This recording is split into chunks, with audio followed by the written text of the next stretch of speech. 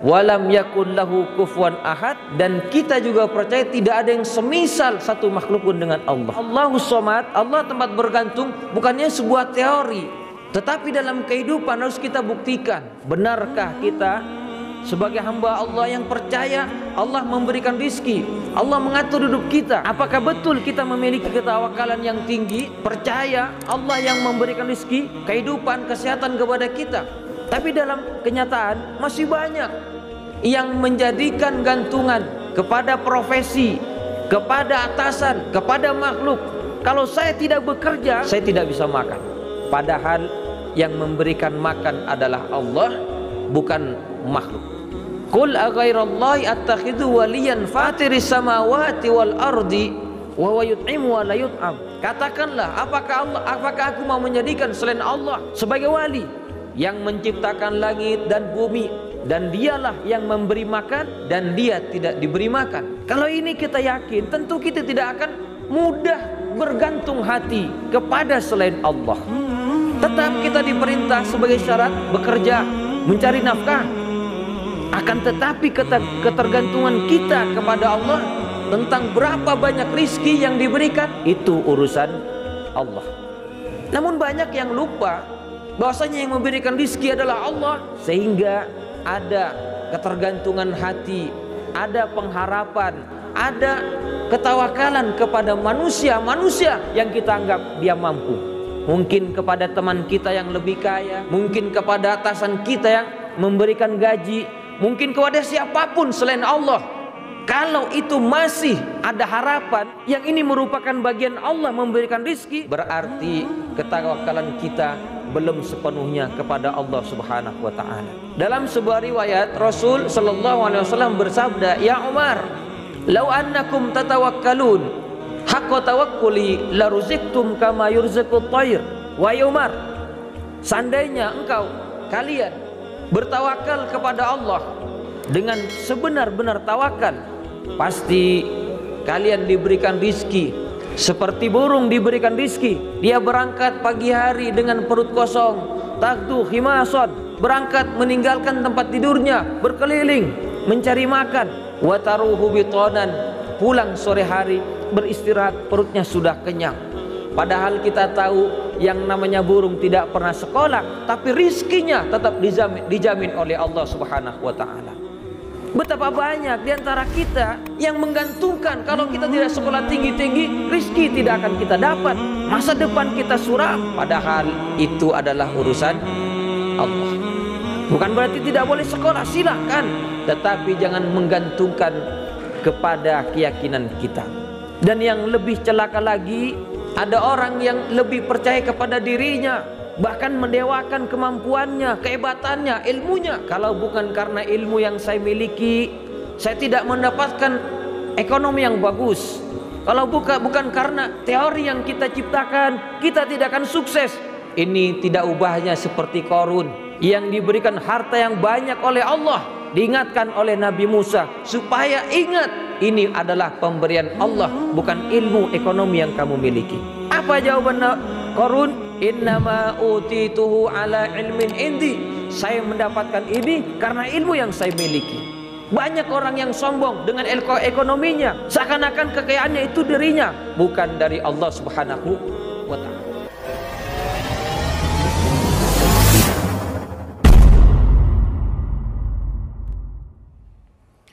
Assalamualaikum warahmatullahi wabarakatuh.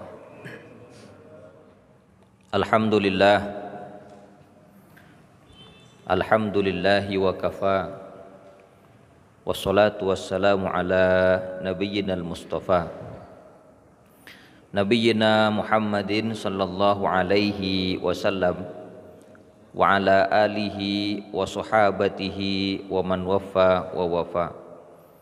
Amma ba'du, fa ya ibadallah, usikum wa nafsi bitaqwallah wa biqaulillahi ta'ala, ya ayyuhallazina amanu taqullaha haqqa tuqatih wa la tamutunna illa wa antum muslimun.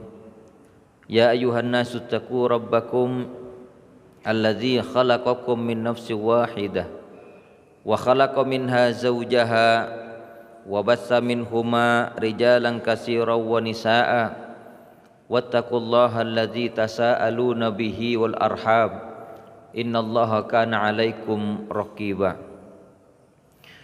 Ma'asyiral muslimin rahimakumullah. Setiap kita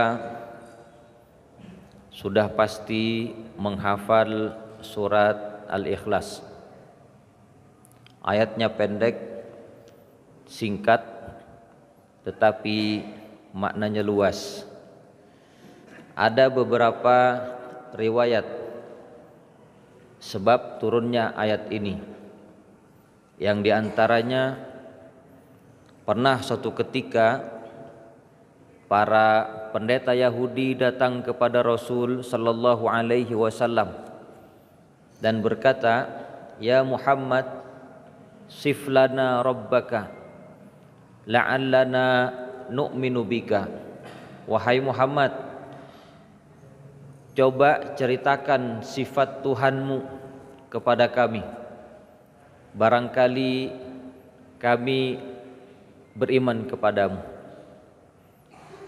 Fa inna Allaha azza wa jalla anzala na'atahu fit Taurat. Karena Allah azza wa jalla telah menjelaskan sifatnya dalam kitab Taurat, kata pendeta Yahudi. Maka Allah menurunkan kepada Rasul sallallahu alaihi wasallam surat Al-Ikhlas. Qul huwallahu ahad. Katakanlah, khitabnya, katakanlah Muhammad, jawablah Rasul, Allah adalah satu. Allahus Samad. Katakanlah dia yang satu, Allahus Samad, Allah tempat bergantung. Lam yalid wa lam yulad. Allah, dia tidak beranak dan tidak juga diperanak, tidak sebagai anak. Walam yakun lahu kufuwan ahad, dan tidak ada yang baginya yang sekufu, satu makhluk pun.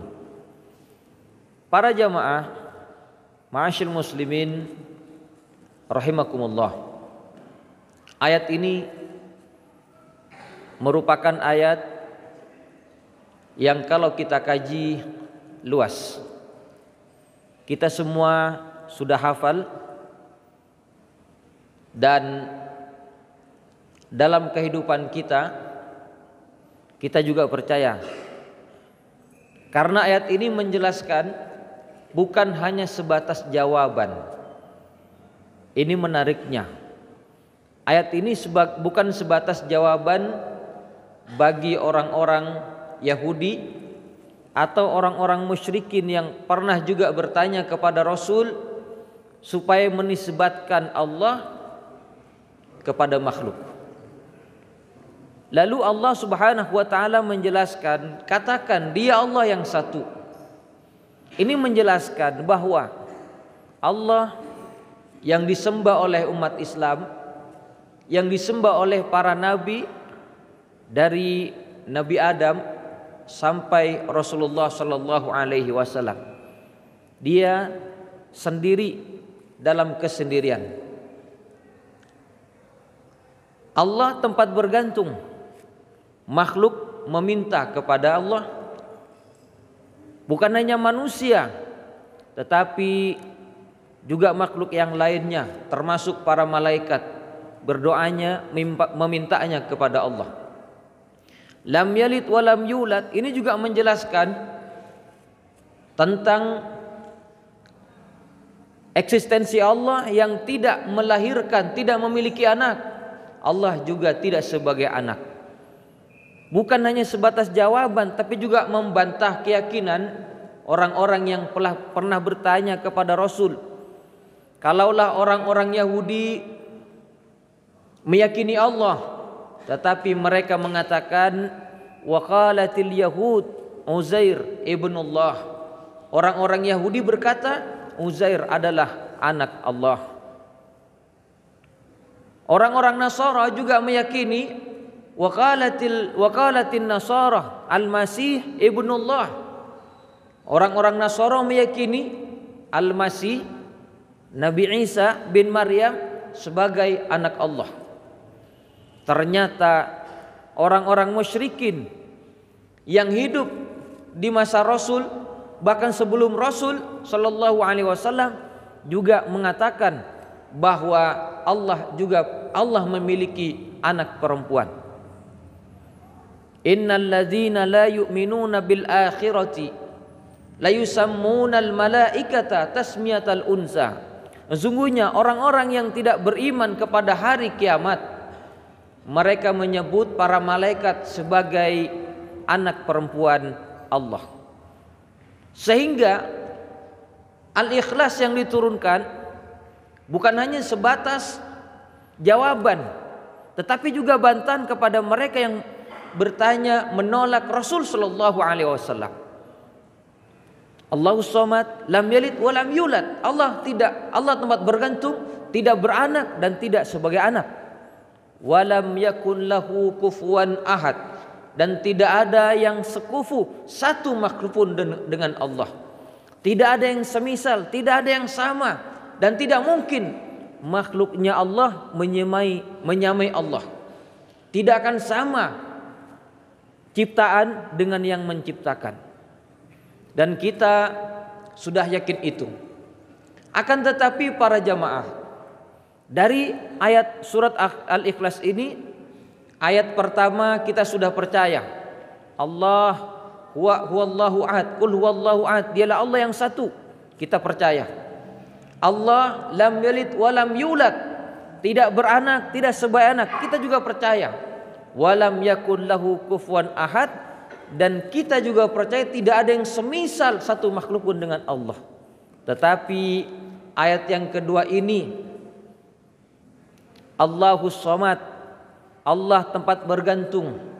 Nah, ini yang barangkali masih banyak di antara kita ketergantungan hati terhadap Allah, ketawakalan kita terhadap Allah, dan itu bisa kita lihat dalam kehidupan. Karena Allahus Samad, Allah tempat bergantung, bukannya sebuah teori, tetapi dalam kehidupan harus kita buktikan. Benarkah kita sebagai hamba Allah yang percaya Allah memberikan rizki, Allah mengatur hidup kita? Apakah betul kita memiliki ketawakalan yang tinggi, percaya Allah yang memberikan rizki, kehidupan, kesehatan kepada kita? Kalau memang ada dalam hati kita, tentu kita tidak akan mudah bergantung diri, berpasrah kepada selain Allah. Tapi dalam kenyataan masih banyak yang menjadikan gantungan kepada profesi, kepada atasan, kepada makhluk. Kalau saya tidak bekerja, kalau saya tidak memiliki atasan saya tidak bisa makan. Padahal yang memberikan makan adalah Allah, bukan makhluk. Qul aghairallahi attakhidhu waliyan fatiris samawati wal ardi wa huwa yut'imu wa la yut'am. Katakanlah, apakah aku mau menjadikan selain Allah sebagai wali yang menciptakan langit dan bumi, dan dialah yang memberi makan dan dia tidak diberi makan. Kalau ini kita yakin, tentu kita tidak akan mudah bergantung hati kepada selain Allah. Tetap kita diperintah sebagai syarat bekerja, mencari nafkah, mencari pekerjaan, tetapi itu hanyalah sebuah syarat. Akan tetapi ketergantungan kita kepada Allah tentang berapa banyak rizki yang diberikan, itu urusan Allah. Namun banyak yang lupa bahwasanya yang memberikan rizki adalah Allah, sehingga ada ketergantungan hati, ada pengharapan, ada ketawakalan kepada manusia yang kita anggap dia mampu. Mungkin kepada teman kita yang lebih kaya, mungkin kepada atasan kita yang memberikan gaji, mungkin kepada siapapun selain Allah. Kalau itu masih ada harapan, yang ini merupakan bagian Allah memberikan rizki, berarti ketawakalan kita belum sepenuhnya kepada Allah Subhanahu wa taala. Dalam sebuah riwayat Rasul sallallahu alaihi wasallam bersabda, "Ya Umar, law annakum tatawakkalun haqqa tawakkuli la ruziktum kama yurzaqut thair." Wahai Umar, seandainya kalian bertawakal kepada Allah dengan sebenar-benar tawakal, pasti kalian diberikan rizki seperti burung diberikan rizki. Dia berangkat pagi hari dengan perut kosong, tagdu himason, berangkat meninggalkan tempat tidurnya, berkeliling mencari makan. Wataruhu bitonan, pulang sore hari beristirahat, perutnya sudah kenyang. Padahal kita tahu yang namanya burung tidak pernah sekolah, tapi rizkinya tetap dijamin oleh Allah Subhanahu wa taala. Betapa banyak di antara kita yang menggantungkan kalau kita tidak sekolah tinggi-tinggi, rizki tidak akan kita dapat, masa depan kita suram. Padahal itu adalah urusan Allah. Bukan berarti tidak boleh sekolah, silakan, tetapi jangan menggantungkan kepada keyakinan kita. Dan yang lebih celaka lagi, ada orang yang lebih percaya kepada dirinya, bahkan mendewakan kemampuannya, kehebatannya, ilmunya. Kalau bukan karena ilmu yang saya miliki, saya tidak mendapatkan ekonomi yang bagus. Kalau bukan karena teori yang kita ciptakan, kita tidak akan sukses. Ini tidak ubahnya seperti Qarun yang diberikan harta yang banyak oleh Allah sampai gudangnya besar. Diingatkan oleh Nabi Musa supaya ingat, ini adalah pemberian Allah, bukan ilmu ekonomi yang kamu miliki. Apa jawaban Qarun? Innama utituhu ala ilmin indi. Saya mendapatkan ini karena ilmu yang saya miliki. Banyak orang yang sombong dengan ekonominya, seakan-akan kekayaannya itu dirinya, bukan dari Allah Subhanahu wa taala. Padahal kalau kita percaya kepada Allah, toh banyak orang yang tidak sekolah berhasil juga di masa depan. Toh banyak makhluk-makhluk Allah yang tidak kita tahu, yang mereka bisa makan dan mereka tidak berpendidikan. Oleh karena itu, para jamaah sekalian yang sama-sama berbahagia, ini perlu kita jadikan sebagai penghayatan yang begitu dalam. Allahus Somad, Allah tempat bergantung. Semuanya yang kita kerjakan kembalikan kepada Allah. Punya usaha apapun, silakan cari cara, tapi hasilnya tetap kembali kepada Allah. Dikasih banyak, alhamdulillah. Sedikit, tidak kecewa. Semua adalah pemberian Allah. Tapi banyak orang yang ketika hasilnya minim, dia kecewa, dia menyalahkan dirinya, bukan percaya kepada Allah Subhanahu wa taala. Para jamaah, perlu kita banyak-banyak berdoa, meminta kepada Allah petunjuk dan bimbingan. Nabi Musa alaihissalam, ketika beliau belum jadi nabi, suatu ketika punya konflik dengan orang Mesir asli, sampai pemuda Mesir mati berduel dengan Nabi Musa.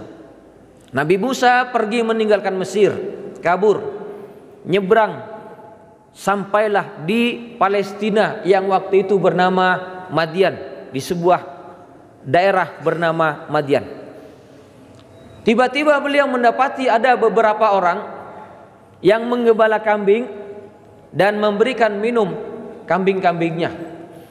Sudah sore hampir malam, mendapati juga ada dua wanita yang wanita itu tidak berani mengambil air di sumur karena banyak laki-laki yang sedang antri.